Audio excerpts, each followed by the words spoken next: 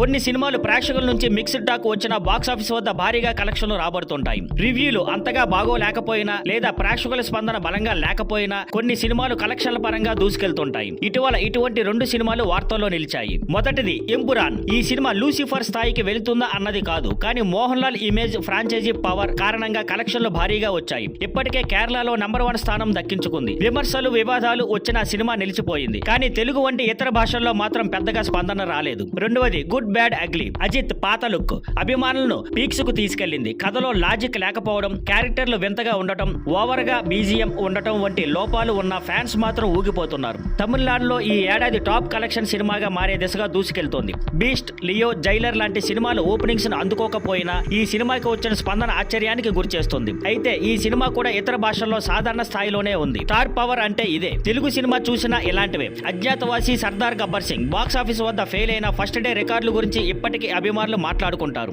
గుంటూరు కారం divided talk వచ్చిన కొన్ని ఏరియాల్లో లాభాలు తీసుకొచ్చింది. దేవరా కూడా ఇదే లైన్ లో మిక్స్డ్ టాక్ వచ్చిన 500 కోట్ల మార్క్ దాటిపోయింది. అంతా ఎన్టీఆర్ మాస్ అపీల్ వలన. అసలు అవసరం ఒక్కటే, కంటెంట్ సరిపోతే స్టార్ పవర్ తో సినిమా మ్యాజిక్ చేస్తుంది. ఈ సినిమాకి అద్భుతమైన ఉదాహరణ పుష్ప 2. ఇది చూపించింది స్టార్ పవర్ కి సరైన కథ దొరికితే ఆకాశమే హద్దు.